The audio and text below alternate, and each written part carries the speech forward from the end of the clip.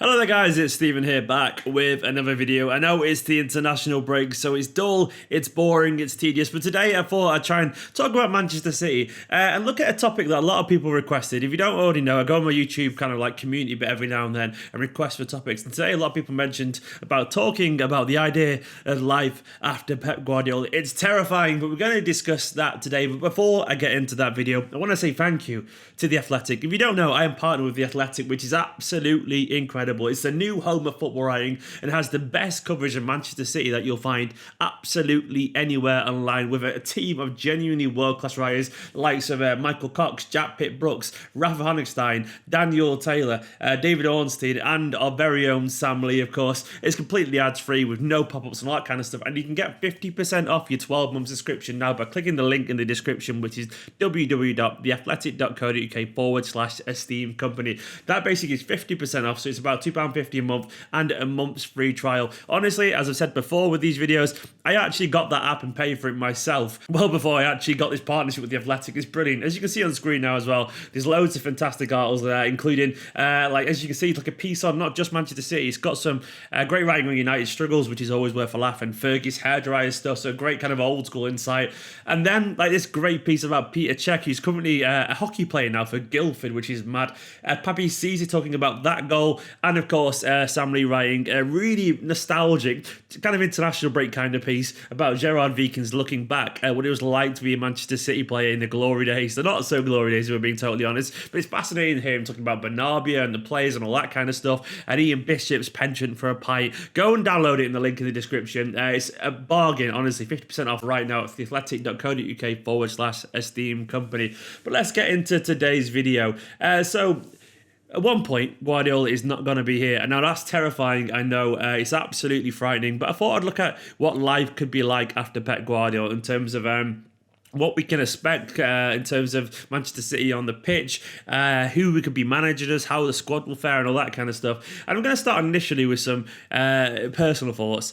I think life at Manchester City is going to be a lot harder to swallow. Now, that's not always good to hear. I think basically Guardiola is a one-off. He's a freak of nature who has a presence and understanding of the game that most just simply do not have. If you listen to people talk about Guardiola, what they always say is that obviously it's about his intensity, but they always talk about his knowledge. And a lot of people very close to him will say it's not just the fact that he understands the game on a level that most don't. It's not just the fact that he's very passionate, but it's the fact that he can make very, very complex ideas seem incredibly simple. That's why you see such a remarkable and drastic improvement in so many players when they're coached by Guardiola, because most people can understand it can be great, but not everyone is a great teacher. When you get that great mixture of being a people person, also being a great teacher, and also having an incredibly complex brain and can bring all those things together, you've got basically the perfect person in terms of managing a bunch of highly paid, highly talented athletes, and that's what Guardiola brings to it. So that's what City have got basically. You've got to find someone who can do all that. Now, as it is, I think Guardiola is by far the best manager in world football, and I don't think there's anyone who can step into those shoes and oversee such a level of domination. You've got to consider the fact that life generally doesn't really tend to be as good when he's not around. Now, obviously at Manchester City, we've seen a period of domination I never thought I would see from a team that I support, honestly. Like, when I was watching City as a kid, I never thought I would see us romp to 100 points, do things that had never been done for in terms of win records, points record, goals records, trophy records, in terms of winning every domestic competition available, all that kind of thing. He does this. This is what Guardiola does. Now, you've got to bear in mind as well that usually life kind of drops as well for all the other teams. You look at Barca. Barca were good, obviously, but during Guardiola's reign, La Liga, to win it, it went from like around mid-80s to 90s to like a 95 to 100 points kind of season. Real Madrid had to get 100 points one year just to win the league. He basically set a new standard in La Liga. And yes, for years after that, there was a lot of points, but it went down about 6 points on average. For the few years after Guardiola was at Barcelona, they used to win the league with about 90 and 94. And last season it was as low as 87, and it could be even lower this year if you look at Real Madrid and Barcelona's form. It did stay high for a while, admittedly, but I'm going to put that down to the fact that he created arguably the greatest ever single club team in history, with the likes of Iniesta, Xavi, Messi, Busquets. That team could win on its own due to its style, but now his kind of hallmark and his touch on that team is disappearing. The quality of the league is also being affected by that and getting lower and lower. Guardiola did set a new standard in the Liga, and he also did it in the Bundesliga as well. He actually, in his first season, won the league with 7 matches remaining, which was a Bundesliga record. He won it in the 25th of March. 90 points, and he only played 34 games. 90 points. That's astonishing. Just to think, if they played 4 more games, he could have got 102 points or something like that. And he also won the league, obviously, every season when he was there. In his last season, getting 88 points as well, which is an astonishing record given the fact that they only play 34 games. Basically, he guarantees domestic dominance. He guarantees an absolutely astronomical high amount of points. And as we've seen, especially at Barcelona, usually the teams can't quite match it. So that's what I'm worried about. I think it's going to be very difficult. But it's not impossible, of course. There are lots of great managers. There's lots of potential disciples who kind of can teach and carry on this. Obviously, tragically, Villanova passed away and he was doing really well, and he was obviously chosen by Guardiola himself, so he could have been a great successor. We never really know, unfortunately, but it isn't impossible. I think in terms of the next manager, I think we'll basically see Guardiola be involved in the recruitment himself. He's obviously very close to Soriano, he's very close to Cheeky, so they're good friends, and I think he'll be very much involved when that decision comes. We don't know how long Guardiola's going to stay for, of course. He does have this season and the next season on his contract left. My honest opinion is that I think you'll see his contract out and leave after that, which will take him to 5 years. I'm hoping he stays longer, but I think at some point he'll just want to move on after he's seen the transition of this current team.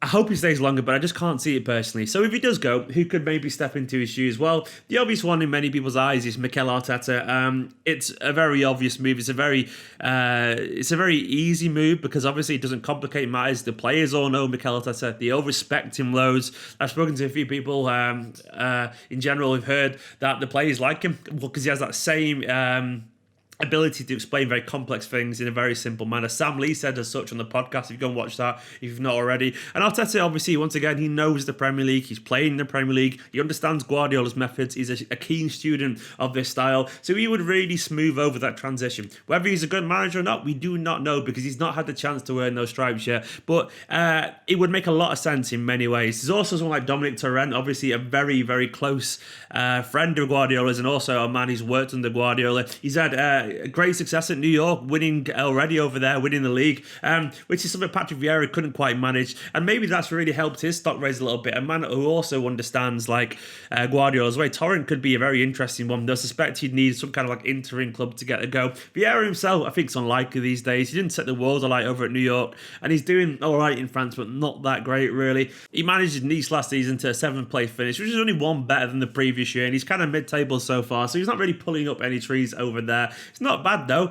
Maybe someone like Vincent Kompany, though kind of everything points towards him having a quite tumultuous start to life as management. I think he's got a long way to go before he's to be ready for Manchester City. Fingers crossed he will get there, but it doesn't seem likely. Away from those City links, you could see someone like Pochettino. I think it's pretty obvious that even though he's had a struggles so far at Tottenham, he's kind of punched above his weight a little bit. I think Spurs, when you look at the spending and all that kind of stuff, they really have done, and he's done a very good job, obviously, in making a team that competitive in the first place. They've been basically the third best team in the country now, with nowhere near the spend of the likes of Manchester United and Chelsea and all that. So you've got to admire what Pochettino's done. There's nothing wrong with every now and then having a bit of a dip. I think it's fair to say that maybe this season might be the one way it went a bit too far, Pochettino, because he might struggle a lot more this year, but he's still a fantastic manager, and he's never had the budget that Manchester City could afford him. So I suspect he would be high on the list given the way his teams play football, a lot higher intensity, a lot of youth. So maybe someone like him, maybe someone like Brendan Rodgers.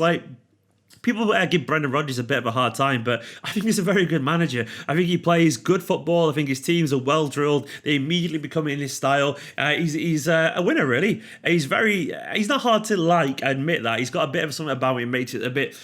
He's a bit awkward, he's a bit weird and all that kind of stuff, but he's an exceptional manager. He's young, he knows this league. He's doing it at Leicester. I know it's easy to win over in Celtic and stuff like that, but he did a treble basically. He's very good. He's very good, and he basically did what you'd expect a very good manager should do in Scotland. Absolutely walked the league. He was just too good a manager for that level, and he showed that. And he did very well at Liverpool at one point. Obviously, his transfer record isn't that great, but Brendan Rodgers could be an outside bet. Then maybe someone like Erik ten Hag, obviously very good last year with Ajax. Everyone's second favourite team last season, Ajax. Ajax. They were fantastic. Obviously, just pipped a final place by Spurs, but you can't really ignore his achievements with Ajax. And also, you've got to bear in mind, once again, he does know Guardiola. He met Guardiola when he was at Bayern Munich reserves, and he learned loads from them. He returned to the Netherlands. He basically put some of Guardiola's principles when he was managing at Utrecht. Had 2 great seasons there. So he's a guy who can learn as well. He's a guy who understands Guardiola's methods, so he could be an outside shout. Maybe someone as well like Marcelo Gallardo, who's done really well over in Argentina. Even Guardiola recently was saying how he doesn't know that how he's not up for one of the best managers in the world awards, because he's a guy who just wins. Like, I don't know much loads about Gallardo, but I've done a little bit of research, and apparently he's quite passionate, fiery, he's a born winner, and he's won so many trophies over in South America, including the Copa Libertadores and all that kind of stuff with River Plate. And his teams they press, they have the ball, they try and score goals. Maybe someone like him. There's loads of options we could go for, but I still maintain personally it's going to be very hard to have someone like Guardiola. Thankfully, the squad that I think Guardiola will leave in place whenever he leaves is a good one. We've only got to look at the age profile of our team at the moment. And we're just blessed with players coming into the peak who are still pretty young. Edison, 26. Loads of players who are 25, including Cancelo, Laporte, Stones, Mendy, Bernardo. That's a good bunch of players. And Zinchenko and Angelina are only 22. Rodri's only 23. Sterling is only 24 still. Gabriel Jesus, 22. Sane, if we can keep him around, fingers crossed we can. He's 23. Phil Foden, of course, young. Eric Garcia, Taylor Howard-Bellis, all that lot. But even the likes of De Bruyne and Mahrez are only 28 as well, so they've still got a few years left at the top. Basically, he's leaving a squad that will be able to play themselves for a couple of years at very least. Obviously, the problem we've got is maintaining that high intensity and those standards. But we've got Soriano and Cheeky and a very good set from Manchester City, which will see a long line of succession planning. I would suspect that already they'll know the manager after the next manager. They'll know who they want next, and if that person moves on for whatever reason, they'll know who they want after that. This is a club that is ultra prepared. This is a club that learns from their mistakes and does not just basically wait to be reactive. I think when Guardiola does kind of hang up his Manchester City cap, he'll be very much involved, whoever his successor is going to be. Personally, I'm worried about the future after Guardiola because it isn't going to be easy, but I want to know what you guys think. Who would you like to see as manager? There's so many names, there's so many people that I probably don't even know about who are doing great things in some random second tier somewhere who are about to be the next big thing. There's probably some manager in Germany who's 34, who's doing incredible things in the second tier, who will soon be managing a good kind of mid-table side in Germany. Someone like a Schalke who's about to be incredible. You just never know in football. Let me know in the comments who you'd like to see after Guardiola and how you think it'll go. Hopefully that's years from now, but you never know. Go and check out theathletic.co.uk/esteemed Kompany as well to get you 50% off your annual subscription and your month's free trial with all the world-class writers and the best coverage of Manchester City you'll find anywhere. It's dead good, I promise you. Like, comment, subscribe. Go watch the podcast with Sam Lee. I'll put a link on screen right now. An hour and 10 minutes of Manchester City content. It's great. In a bit.